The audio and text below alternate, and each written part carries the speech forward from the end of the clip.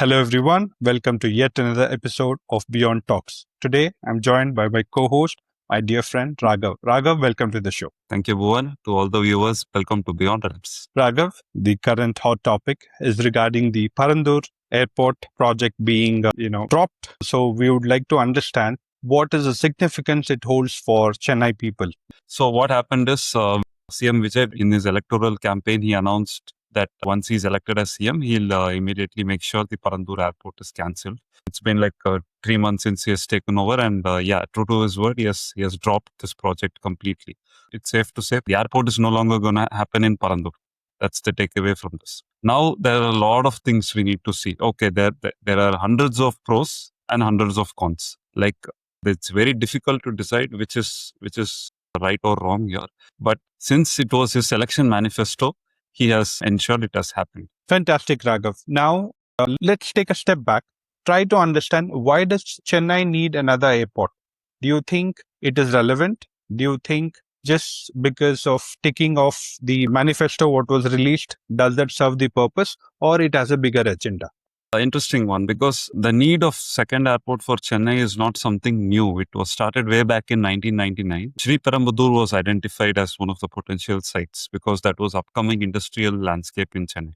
Chennai is still one of the cities, metro cities, where airport is in the heart of the city. So from 99, this project has been stalled, and it was again taken up in the second phase of the last ADMK rule, which was in 2017. When the then ADMK government, EPS, they approved the Parandur land right when the elections were happening. Right before that, Parandur was shortlisted. Now there is a big story behind why Parandur was shortlisted, but the need of the second airport in Chennai has always been there, because the main airport, which is there right now, it is going to reach its maximum capacity by 2030. So 30 million passengers per year, that is its capacity as of today. And it's going to reach its capacity in another 4 years. So the current airport is losing a lot of its importance. A lot of long haul flights do not come here. It has all moved to Bangalore and Hyderabad. The major, lot of domestic flights also have shut down their businesses in Chennai. Indigo and few other carriers are running right now. So on a broader scheme of things, yes, Chennai needs another airport, because not only there is tourism on one side, but a lot of industries coming up, which is already there and which is also going to come up, because in the last decade, especially Chennai hasn't gathered a lot of investments. So considering all of this, yes, the airport is needed. There is a need for second airport in Chennai. Very good, Raghav. We have established the necessity for airport being available for Chennai. There is also another core issue which I would like to highlight. Now, it has become the norm. Whenever a ruling party announces they have certain projects planned, and then if by any chance, if they're not re-elected, the projects just gets scrapped. So you have clearly identified Parandur project. It was being stalled since 1999, and ADMK has been trying to revive this, and it has not taken off. Now there is no clear path. What I exactly mean to say is, there is still a discussion. What is the alternate port, airport which has to be designated for development? Now, having said that, do you think scrapping this project, it is giving an immediate relief to farmers? Before we get into that, we would like to understand what is the issue farmers would have faced if there was a project being developed in Parandur. Okay, now just one clarification in what you said. From 99, the need of second airport was spoken about. Parambudur was identified, but nothing materialized. It was just identified and left as it is. It was in 2016 or 17 when Parandur was, when actually it started happening, and Parandur was shortlisted during the COVID time, right before that. So this was the journey. Now we will come to Parandur itself. 4 locations were identified initially. It was Parandur, Pannur, which is like 5-6 kilometers away from Parandur. It's very nearby, or maximum 10 kilometers. And then another town near Chengalpet, I forgot the name exactly, and then Tirupurur. So these were the 4 locations which was identified. Now Tirupurur is in the south Chennai, like south of Chennai. It's near Mahabalipuram. So it's completely out of picture. The other 2, Pannur and Parandur, were then shortlisted from this 4. So it was between Pannur and Parandur, and eventually Parandur won the race. And then all the legal activities started, land acquisition started.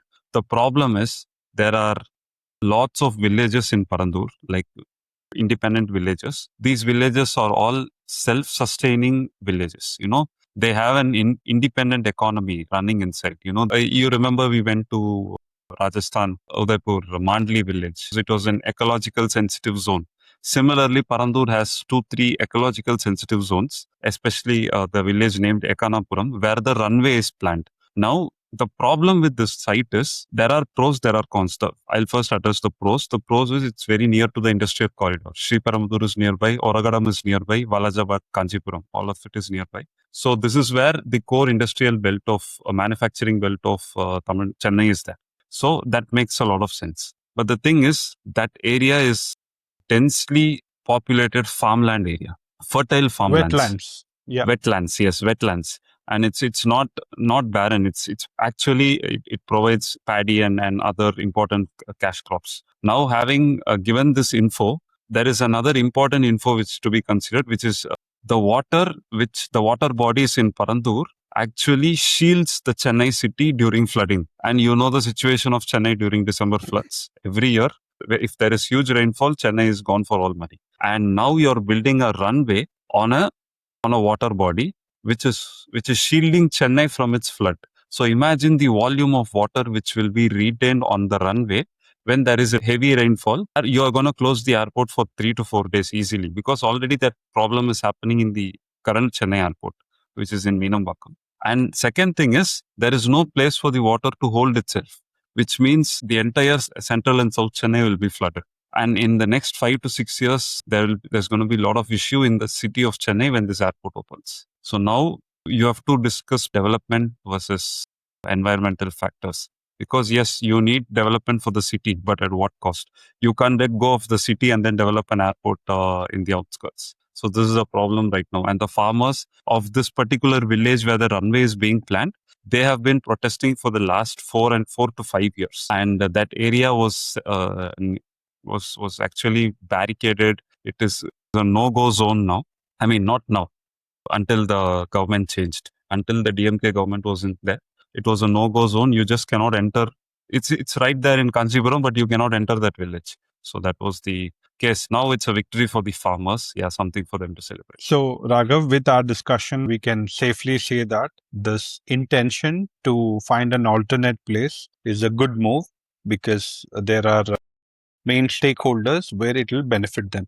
But again, we have been discussing over several podcasts where for the development, you have to have certain things at stake. And clearly, there is an alternative which has to be explored, which the current government has not yet done. Do you think the current ruling party is doing the right thing by scrapping the project without announcing the next alternate airport? Yes, that's very much the case here, because before you were not officially elected, you just gave it in the manifesto. But now you're elected when you're before rejecting a project which has gone up to the land acquisition stage. It's almost complete. When you're scrapping a project of that magnitude, you should have done your homework before officially scrapping it. You should have identified potential sites at least. You should have done some research about the future. And now one thing, they have said that they are going to expand the current Chennai airport, which is doable if they get some more land in and around the existing airport.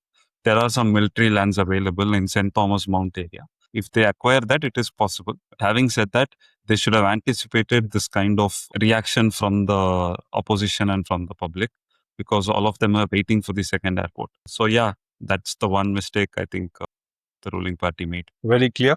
We will leave our viewers to comment on what could have been a best move for TVK for, trying to find an alternate position and then scrapping the project. So on that note, please do like, share, and subscribe. Leave your comments as well. Thank you, everyone. Thank you all.